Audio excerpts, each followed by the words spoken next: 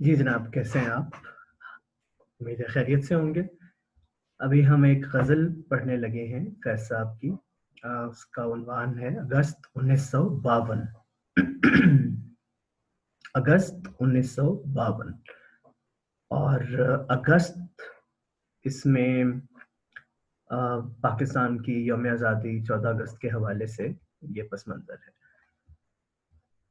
روشن کہیں بہار کے امکان ہوئے تو ہیں، روشن کہیں بہار کے امکان ہوئے تو ہیں، گلشن میں چاک چند گریباں ہوئے تو ہیں، اب بھی خزاں کا راج ہے لیکن کہیں کہیں، کوشے رہے چمن میں غزل خواں ہوئے تو ہیں، ٹھہری ہوئی ہے شب کی سیاہی وہیں مگر، ٹھہری ہوئی ہے شب کی سیاہی وہیں مگر، کچھ کچھ سحر کے رنگ پر افشاں ہوئے تو ہیں، ان میں لہو ہمارا جلا ہو کہ جان و دل،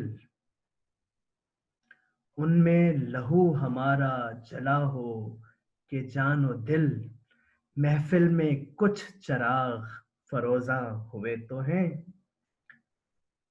ہاں کج کرو کلاہ کہ سب کچھ لٹا کے ہم، اب بے نیاز گردش دوراں ہوئے تو ہیں،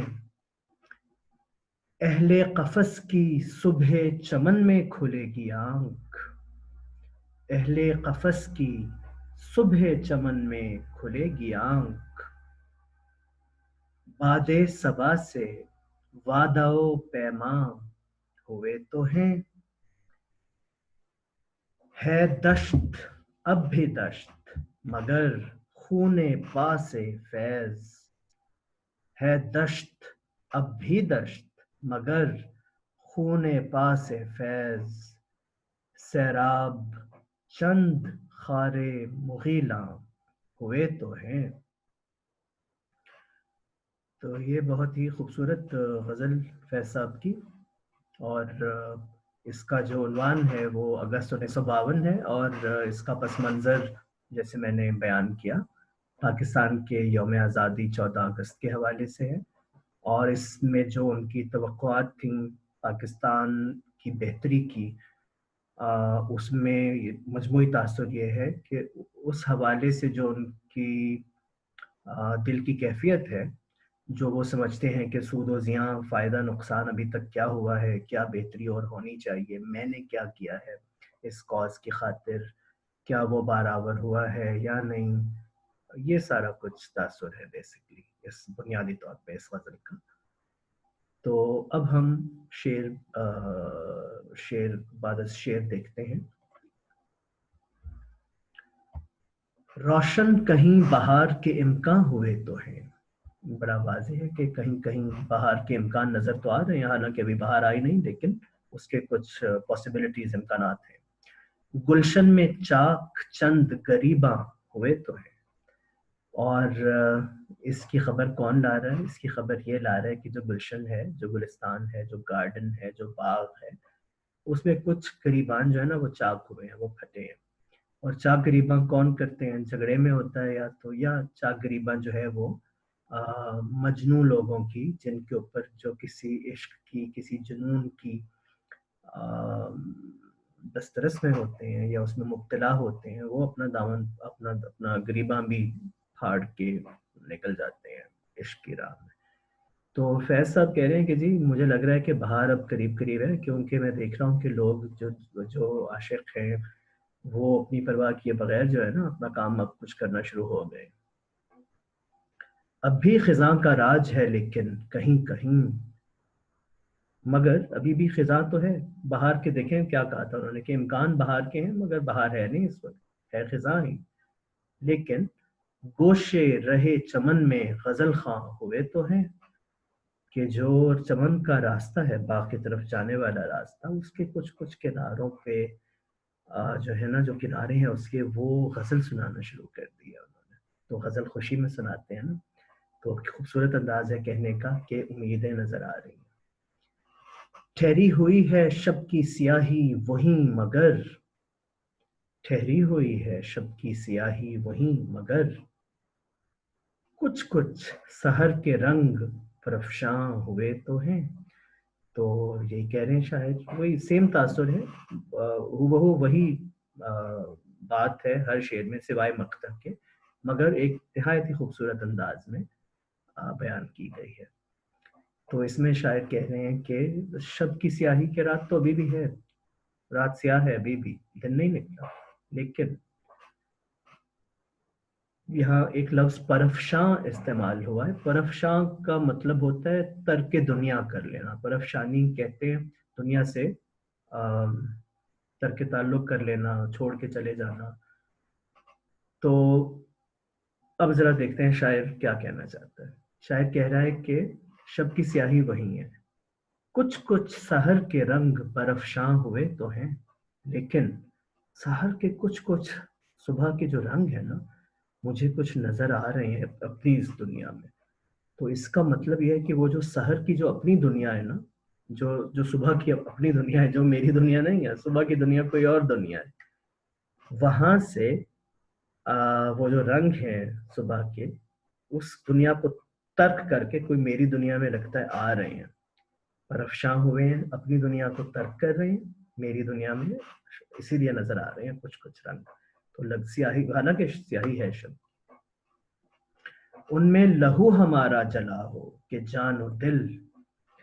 کہ جو چراغوں کی بات ہے کہ چراغ میں عموماً تو تیل یا گھی جلتا ہے، کوئی نہ کوئی ایندھن جلتا ہے نا چراغ میں، لیکن یہاں شاعر کیا کہہ رہے ہیں؟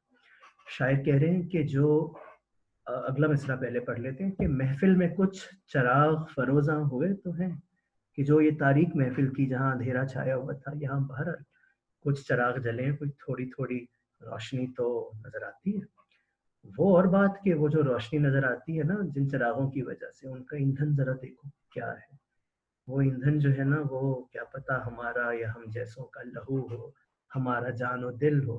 کہنا یہ چاہ رہے ہیں کہ جو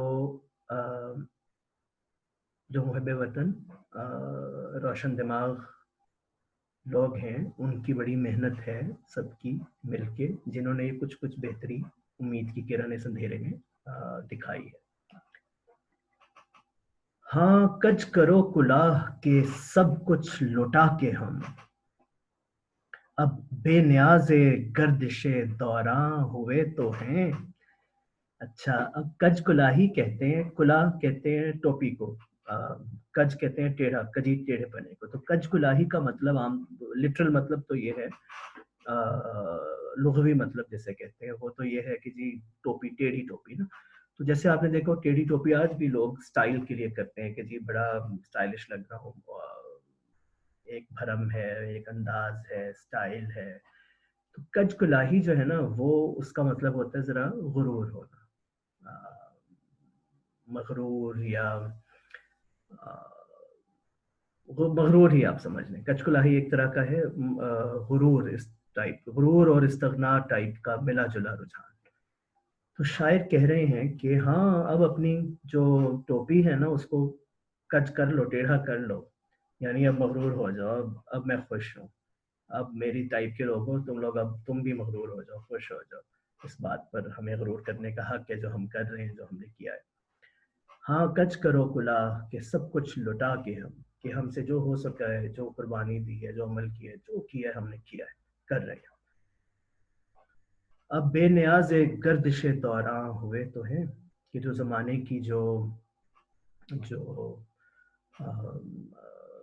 زمانہ گزر رہا ہے، جو گردش دوراں ہے، کہ جو زمانے کی اونچ نیچ ہے، مسائل ہیں، سب کچھ اچھا ہو برا ہو جو بھی ہو، اس سے اب ہم بے نیاز ہیں.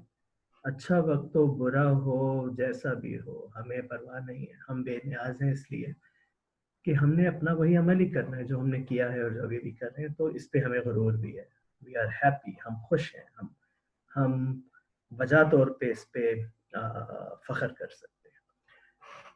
اہل قفس کی صبح چمن میں کھلے گی آنکھ، اہل قفس کی صبح چمن میں کھلے گی آنکھ، باد صبا سے وعدہ پیما ہوئے تو ہیں.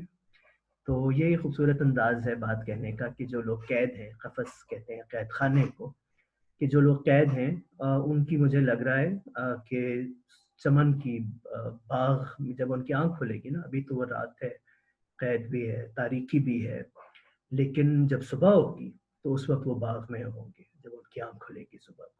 یہ شاعر کیوں سمجھتا ہے اگلے مصرعے میں بتاتا ہے. وہ کہتا ہے کہ باد صبا سے وعدہ و پیما ہوئے تو ہیں، کہ جو میں نے جو خوشگوار ہوا ہے اس کے ساتھ کچھ وعدے ہوئے ہیں، کچھ ہماری بات ہوئی ہے، اس نے ہمیں یہ بتایا.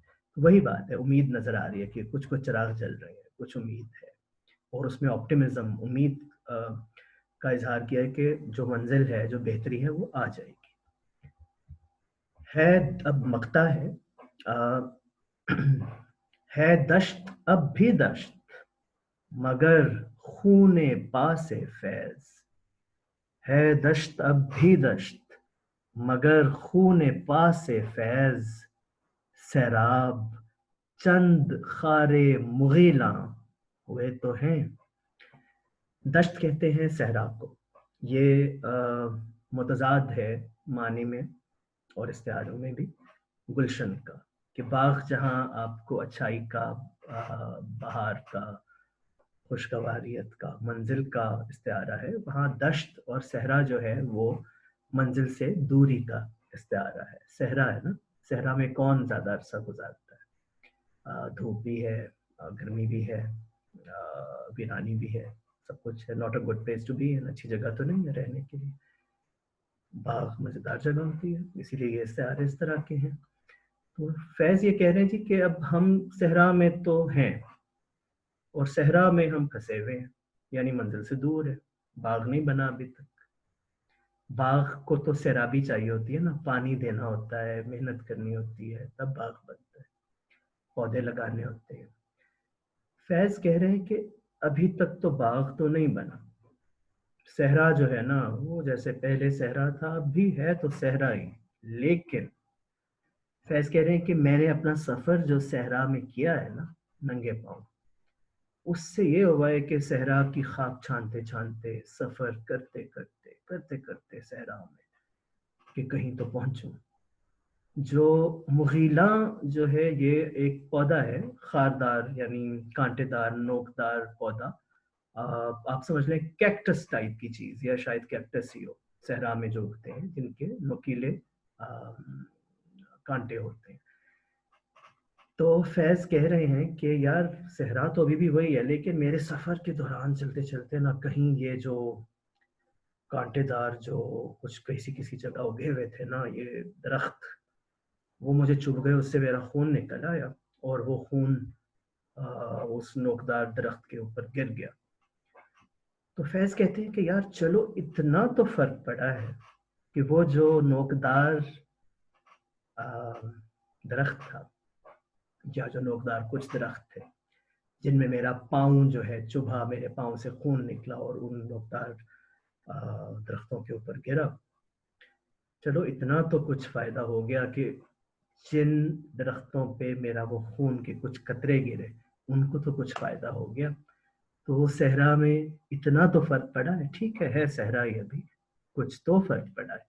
تو یہ بات ہے خوبصورت انداز سے کرنے کی کہ جی اپنی جو عزم ہے اس کو آپ نے توانا بھی رکھنا ہے، اس لیے کہ وہ عزم آپ کا صحیح راستے کی طرف ہے، اور آپ کو یہ بھی ادراک ہے، شاعر کو ہے اور ہر ایک کو ہونا چاہیے، کہ یار بہت تھوڑا سا ہی صحیح میرے ہونے سے، میرے عمل سے، میرے جیسوں کے عمل سے کچھ تو فرق پڑا ہے، نہ ہونے سے بہتر ہے. اور یہی سب لوگ جب کرتے رہیں گے تو صحرا جو ہے وہ گلشن بن جائے گا، جو تاریکی ہے وہ روشنی میں بدل جائے گی، جو سیاہ رات ہے وہ ایک روشن دن میں تبدیل ہو جائے گی.